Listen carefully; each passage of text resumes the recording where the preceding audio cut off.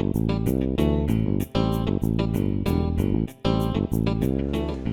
it's Native Robin here, and I got a project for my little summer kitchen remodel. And that is, I got to put in the shelving units for all the canning jars and supplies. It's going to be a fun job, but it's going to have a lot of lifting. But I'm going to show you step by step how I got it done. Check it out. Okay, I had the lumber yard load my truck in the order that I'll need the stuff so that I'll be able to pull it right off the top.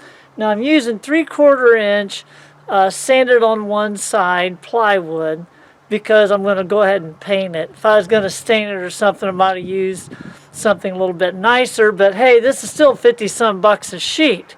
So I'm going to pull this off, and so I don't have to lift it, I'm going to slide it onto some sawhorses, cut it into strips, and I'm going to make the thing like 16 inches wide, which I can get 3 strips out of each piece of plywood. And then once I get them all cut and stacked, I'll run them through the table saw to make sure they're all the same width. But for now, I got a big job. I got to cut 5 sheets of 3/4 inch plywood down. So let's get started.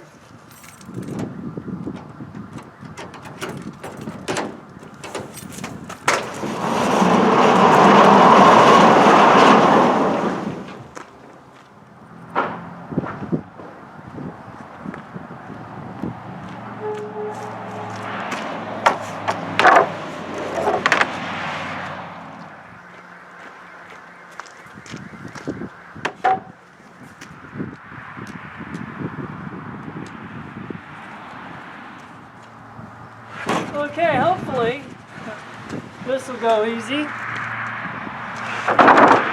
we go.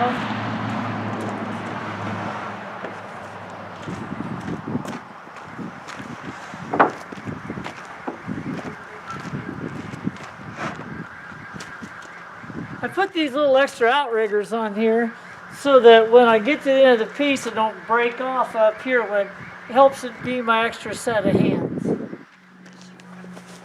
Now, if you've never used one of these Craig panel jigs, it's nice. You mount your saw here, and then just take and roll it through, and it'll cut every piece uniformly.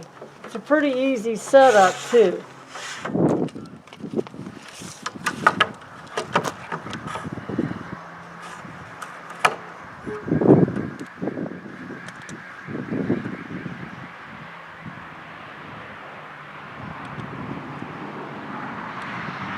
I'm going to cut them all in 16 inches, and then I'll true them up on the table saw when they're an easier size to handle.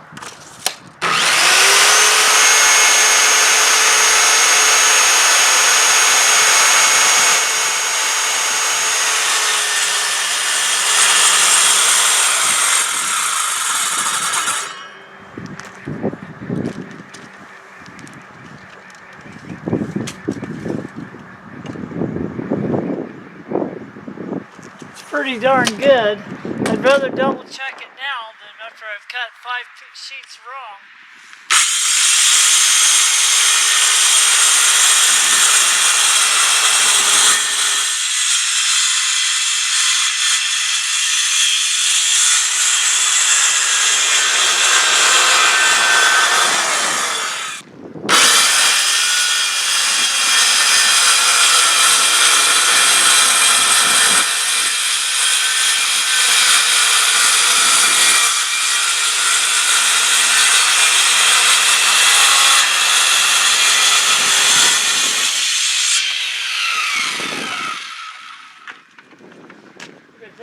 I'm going to go ahead and stack these in the barn because I got rain coming, but let me get these cut and we'll be right back. Okay, so the weather got cold, so I had to bundle up, but I'm still out in the barn. And I cut the sheets, if you remember, into 16 wide inch sheets. And I was running them through the table saw to kind of make sure they're all the same because I cut them with a handsaw. But they're really hard to manage, 8 feet long. So the shelving unit's going to be 7 feet tall. Because my room is 7'3", and I think I can put a nice piece of crown molding on the top, make it look pretty. But anyway, I'm going to go ahead and cut these to length. Then I'm going to run through the table saw and see if that don't help them make it a little bit more manageable. So I already cut this top one, so I'm going to cut this one here. Basically, I'm making the thing 7 foot tall, which is 84 inches, and I'm going to glue the top on from the top on top of the board. So I only want this, instead of being 84, I want it to be 83 and a quarter. Because I'm going to screw a 3/4 inch board on top of it. So 83 and a quarter right here. Now, I love these speed squares because not only do they, they're good as a square, they're also good as a saw guide. So I'm going to pull this out.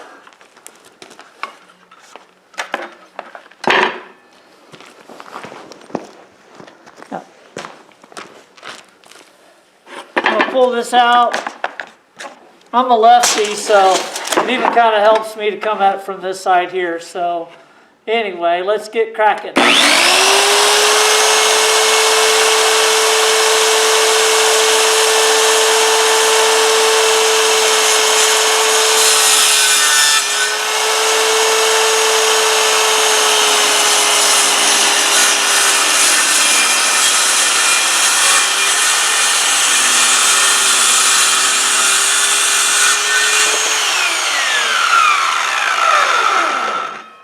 Almost cut on the wrong side of the line. It doesn't matter because that's going to be up inside.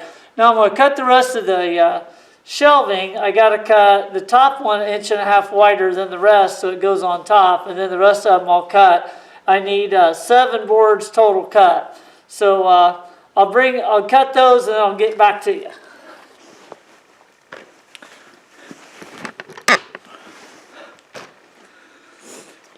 Okay, so I got all the shelves cut and the 2 sides cut. Now I'm going to run them through the table saw and make sure everything is the same width. It really doesn't matter what the width is as long as they're all the same. That way when I put the front frame on and the back plywood, everything fits tightly. I'm going to glue it, screw it. So I'm just going to run these through the saw now that they're easier to manage size-wise. I'm going for 15 3/4 inch here. Let's see what we get.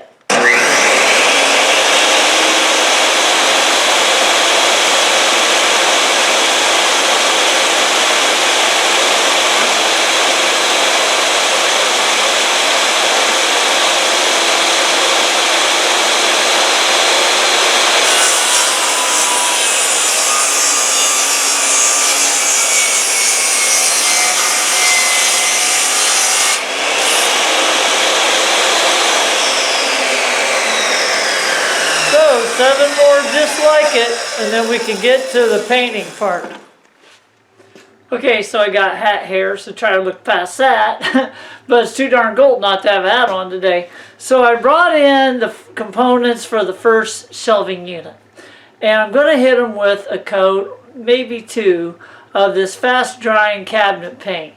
Now, this is a Ben-Hur paint that I get from Home Depot, and it says specifically it's for cabinets, trim, moldings, doors, and baseboards. Doors won't stick after 2 hours. What this is it is made specifically for cabinetry. I don't know if you've ever tried to paint wood cabinets with the paint that you paint on your walls. If it gets a little, it'll start peeling off and come off in strips or chips. This dries to a hard finish, and I've used it on other projects. I'm going to use it on this. Really, the only thing that's going to need 2 coats is the top of the shelf I'm going to set the jars on. Everything else is just for looks. So I'm going to hit it. It dries to touch in 1 hour and dries to a recoating in 2 hours. Okay, so I got the first coat of paint on each one of the boards. Check them out here. I think they look pretty good. Turned out okay. Pro tip here, use foil to wrap your roller if you need to let it sit for like an hour, half hour or so, or even longer. I've had them even go overnight and they won't dry out. Plus, you can reuse it for the whole job. If you try using cellophane or something, good luck trying to wrap that sucker around the roller the second time. Another pro tip, do not paint all of your stuff in front of the door that you have to go in and out to go cut the rest of the board. Just a little helpful tip there. So I'm going to go ahead and go out and cut another shelf while these dry, and then I'll be back in to hit these dudes for another coat. See you in a bit. Okay, so this couple days later, I finally got a chance to make a video about it. I took all those pre-painted shelving and I screwed them together. And I basically just used a basic template I made up. These shelves are 8 inches for quarts and pints. And I got 5 of those, and the next 2 are for the 10-inch jars, which is half gallons. And then all the way on the very bottom, I can shove 5-gallon buckets, pressure cookers, things like that. And I always saw people stacking that on top, which I figure I'm going to be getting older, and lifting that up there is not going to be good. But I have 10 feet of shelving here, and I measured the opening on the floor, and it was 10 feet 1/2 inch. I thought, well, it'll give me a 1/2 inch to play with. But I'll show you. Right up here, the wall bows out, and you can see it better right here. Hang on.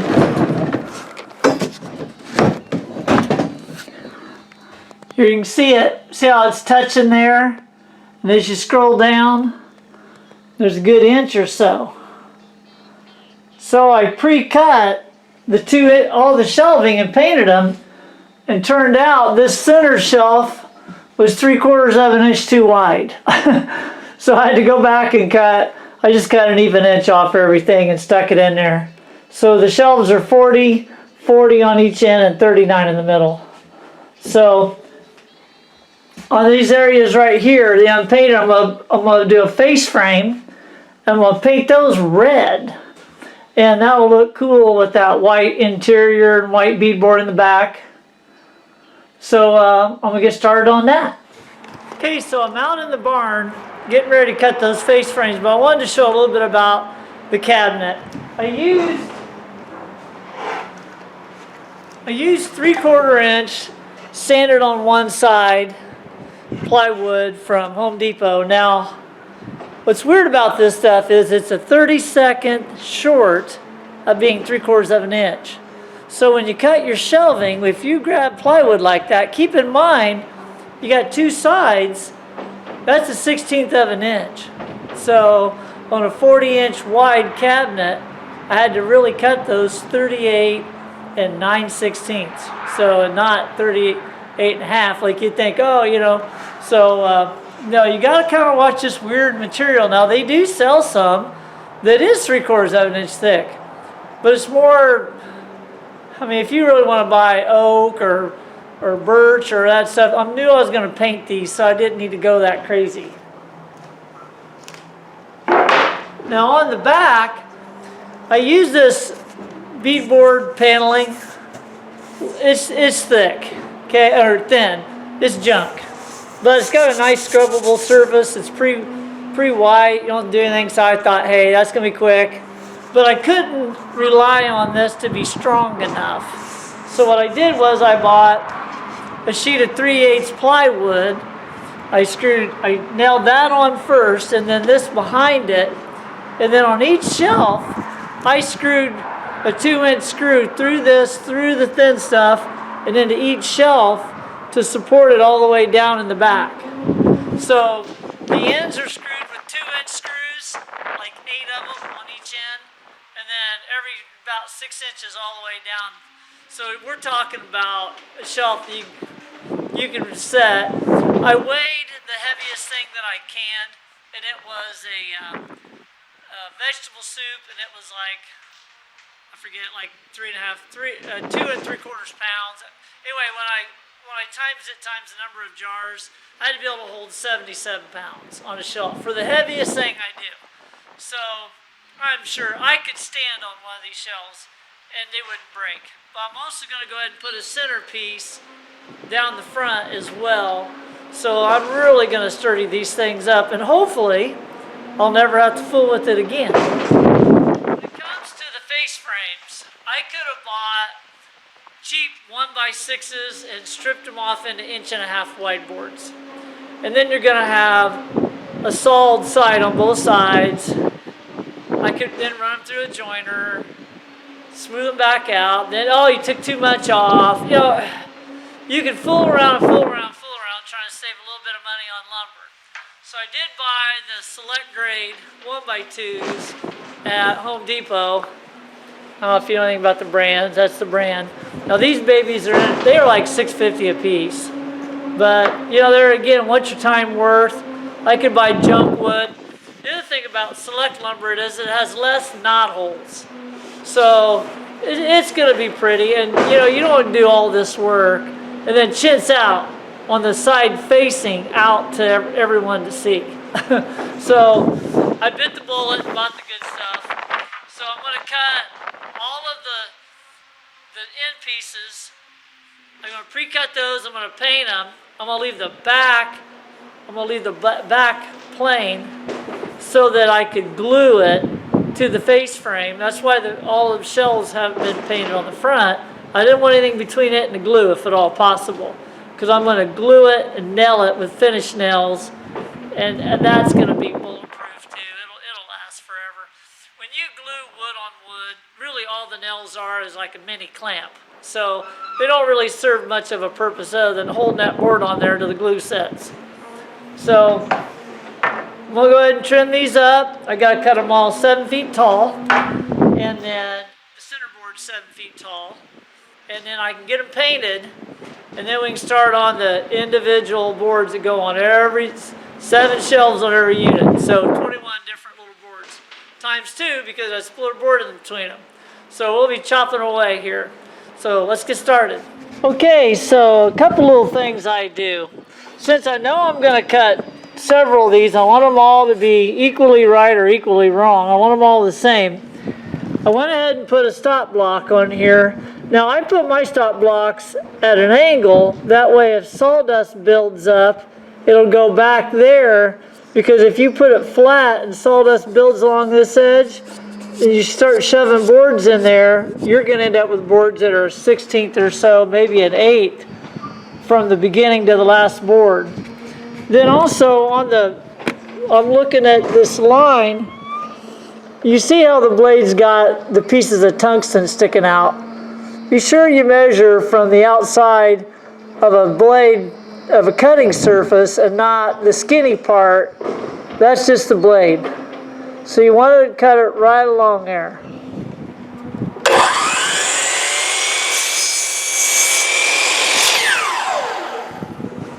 So I'm going to measure this first one and make sure it's right. That way I know that stop block is good. I need 7 feet, 84 inches. I measured the tallest cabinet. Pretty darn good. Okay. So we're good on this. I'm going to go ahead and cut 6 for the sides, cover that, and then 1 for the middle. So I got a lot of cutting to do. Also, I kept track of where the sticker was, and the scrap is the sticker. That way I don't have to peel them all off. Okay, so I got all the upright pieces, the vertical pieces, cut, and I decided to just paint them with a paintbrush, because honestly, a roller, you're going to roll it and then it'll drip over the edges, and then you'll have that to deal with. It's just like, you know, it might take me a few minutes longer to paint them with a paintbrush, but I can control the mess a lot better. And at this point, I just want to get through this. I know I'm going to need 2 coats, so I just need to get a light coat on first. It dries really fast, like within an hour or so I could go ahead and hit it for a second coat. and we're unusually warm December day here in Indiana. It's 60 degrees. December 27th, and it's 60 degrees, 62 on the Chevy truck. So anyway, I'm going to go ahead and hit these a quick coat of paint, and then I can start cutting all the horizontal pieces for the shelving. I'm going ahead and hit the bottom just because I know it's going to be touching the floor. If I get any water on the floor, I don't want it to wick up into the wood. Shouldn't have any water in there though. I got a pretty good roof on that room.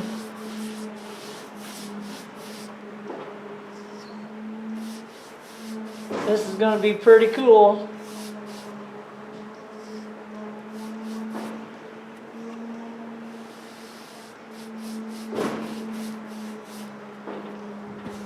And there again, I'm not too worried about the back side of this because I want the glue to stick bare wood on bare wood. So, see how that beading up.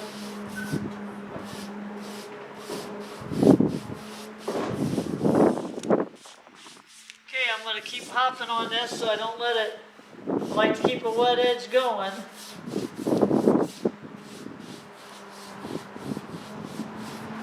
We'll be back when we get them painted. So it occurred to me that there's a whining sound in the back of this video, and just so that you kind of get what it is, I'll show you. On top of my barn, I've got a wind turbine. 48 volt from Missouri Wind and Solar. It's 2,000 watts, 48 volts, and it's just humming along today. It's wired directly into my battery bank, kind of helps top things off.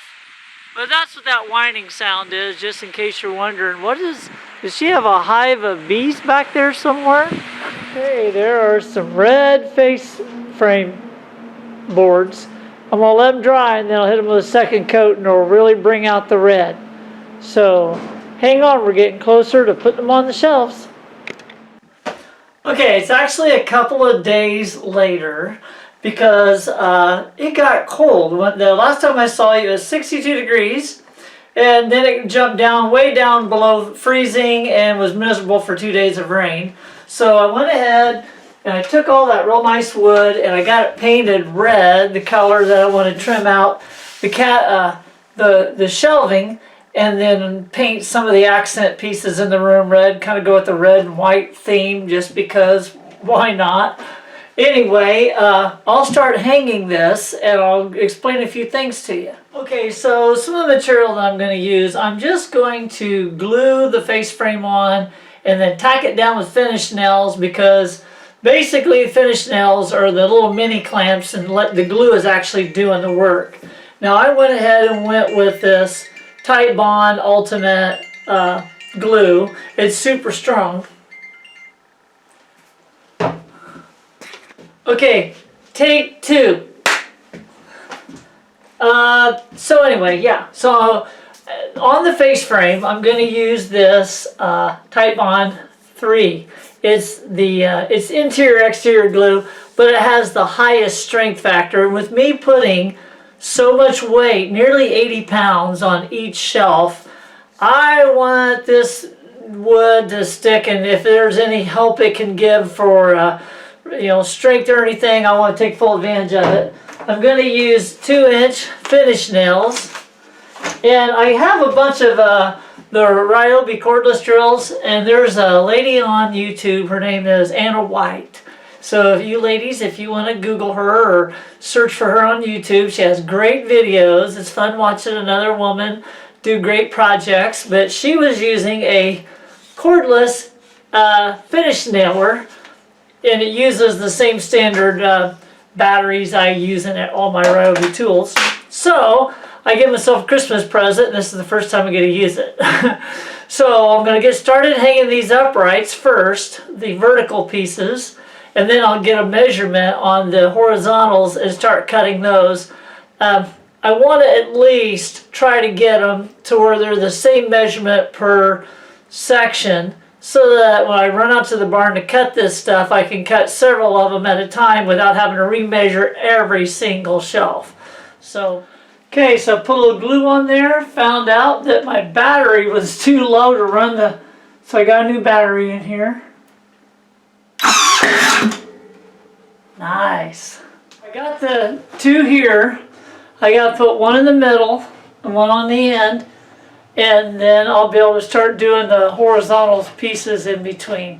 So there's no sense in you watching me do this, so let me get cracking. I'll get the rest of these in.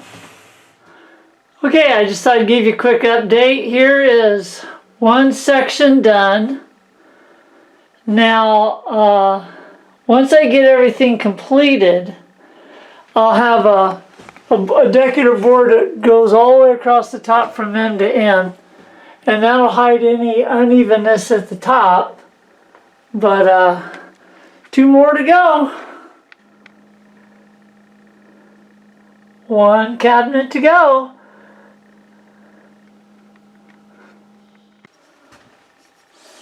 So now I go through and I countersink these little finish nails,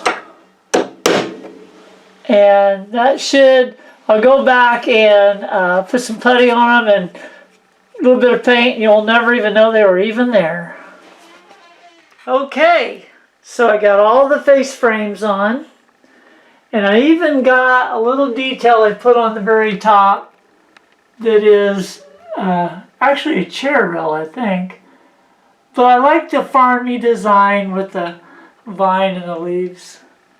Put that all the way down. Kind of close the gap between the ceiling a little bit. I didn't use crown molding because the ceiling is uneven, and I thought that would accentuate it.